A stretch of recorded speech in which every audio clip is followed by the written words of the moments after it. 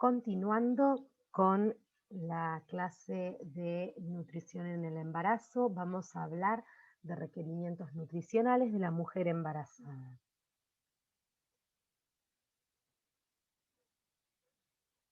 Cuando pensamos en los requerimientos de la mujer, tenemos que hablar inicialmente de la cantidad de macronutrientes que debe consumir diariamente.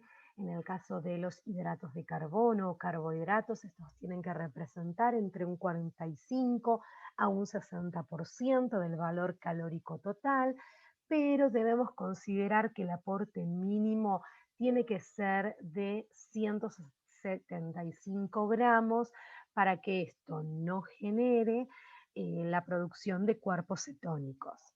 En el caso de las proteínas, hablamos de entre 0,8 gramos por kilogramos de peso, más 25 gramos adicionales a partir del segundo trimestre y 15% del valor calórico total es lo que debería cubrirse.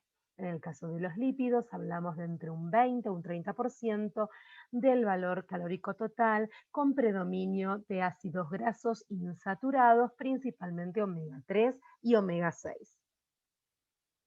En el caso de agua, mínimo 3 litros diarios, de los cuales consideramos que 2.300 deben ser cubiertos por los líquidos, ya que la diferencia está cubierta por ciertos líquidos participantes en algunos alimentos. En cuanto a cuáles son los nutrientes importantes que debemos considerar durante el periodo de gestación, tenemos al calcio, que va a formar parte de la masa ósea del feto y del mantenimiento de los huesos de la madre. Si la alimentación no cubre con la recomendación, va a ser necesario que la mujer sea suplementada con calcio. En el caso del hierro, participa en la formación de los glóbulos rojos y en la prevención de la anemia ferropénica. En caso del ácido fólico, es indispensable para la rápida división celular que se produce durante el momento de gestación y para reducir el riesgo de anemia. Durante los primeros 28 días del embarazo, esta vitamina es fundamental porque logra reducir un 75% el riesgo de un embarazo afectado por malformaciones, por ejemplo, del cierre del tubo neural. La vitamina C va a aumentar la autoinmunidad, protege de la anemia, ya que favorece la absorción del hierro también interviene en la síntesis de colágeno. La fibra va a ser indispensable para una adecuada función intestinal y en el caso de los ácidos grasos esenciales, como ya habíamos mencionado, el omega 3 y el omega 6, van a participar en la formación del sistema nervioso del feto y con lo cual son elementales un aporte de ácidos grasos esenciales. El hierro, sí, en el caso del hierro podemos decir que la anemia aumenta la posibilidad de un parto prematuro, por lo tanto es indispensable suplementar con hierro medicamentoso a todas las mujeres desde el primer control hasta el término del embarazo. La dosis farmacológica recomendada diaria es de 60 miligramos de hierro elemental como sulfato ferroso más 0,5 miligramos de ácido fólico durante el segundo y tercer trimestre. Debe ser consumido lejos de la comida para evitar las sustancias inhibidoras de su absorción y también para producir ciertas intolerancias gastrointestinales que son muy comunes en los suplementos de hierro.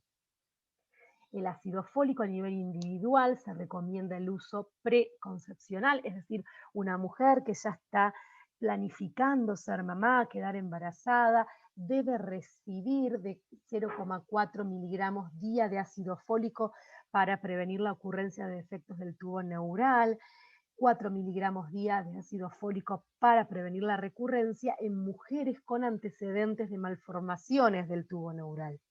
La suplementación con ácido fólico, cuando ya se conoce el embarazo, no va a ayudar a prevenir el defecto del tubo neural. Por eso, para todas las mujeres que en algún momento de su vida piensan ser mamás, es fundamental que controlen sus niveles de ácido fólico para asegurarse de tener valores dentro de rangos normales. Con respecto a los alimentos, según su contenido de ácido fólico, acá tenemos una tabla en donde nos muestra por la leche, yogur, quesos, huevos, carnes, vegetales, alimentos como frutas, cereales, fideos que son fortificados, copos de cereal fortificados, legumbres, galletitas, bizcochitos, panes, postres y yogures. En cuanto al contenido de hierro y de vitamina C, tenemos lo que es la leche entera, leche parcialmente descremada. Fíjense que hay muchos alimentos que contienen hierro, pero que no van a contener vitamina C, como es en el caso del huevo. ¿Sí? Por eso muchas veces se recomienda acompañar aquellos alimentos con rico contenido, con elevado contenido de hierro, acompañarlos con un buen aporte de vitamina C, por ejemplo, con alimentos cítricos. Y fíjense, acá hay más ejemplos de estos alimentos. ¿Sí? En el caso de las legumbres, tienen un buen contenido de hierro, pero no aportan vitamina C, con lo cual deben ser consumidas con alimentos cítricos para favorecer la absorción del hierro. En cuanto a lo que son sustancias no nutritivas, como el alcohol, la cafeína y los edulcorantes artificiales, podemos decir en cuanto al alcohol que su consumo está contraindicado durante el embarazo. La mujer no debe consumir alcohol, su ingesta se relaciona con malformaciones fetales. En la lactancia, el consumo inhibe el reflejo de succión láctea y puede alterar el descanso del niño, por lo que también se desaconseja el consumo.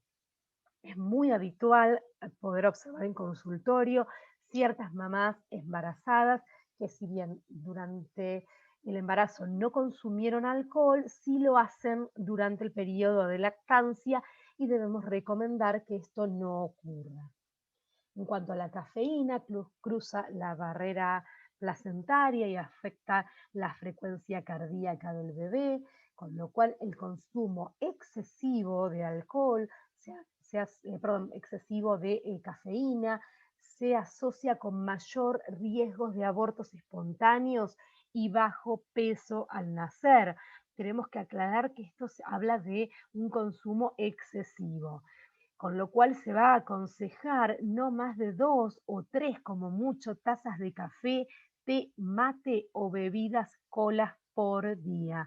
A veces pensamos en cafeína y pensamos solo en café y nos olvidamos que el té y el mate también contienen cafeína.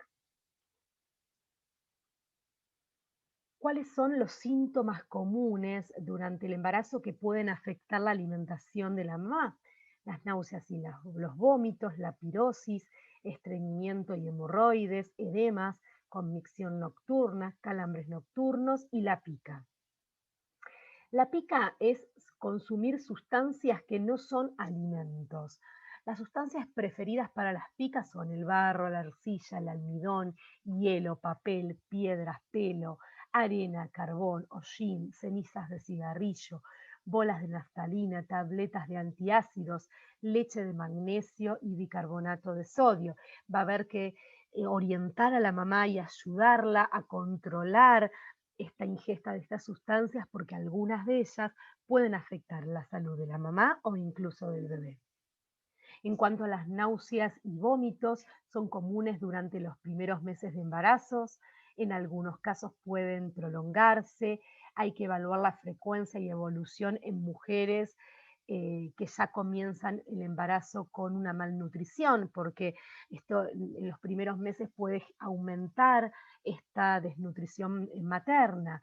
Los consejos para mejorar los síntomas son consumir poca cantidad de alimentos varias veces en el día, evitar ayunos prolongados, alentar el consumo de alimentos que no generen rechazo con olores y sabores suaves, una buena ingesta de líquidos para evitar la deshidratación, evitar el consumo de bebidas y alimentos irritantes como café, mate, condimentos picantes, alimentos fritos y comidas gaseosas. Grasosas, o sea, comidas con mucho contenido de grasa. En cuanto a la constipación, es frecuente por la acción de las hormonas y los cambios fisiológicos del embarazo.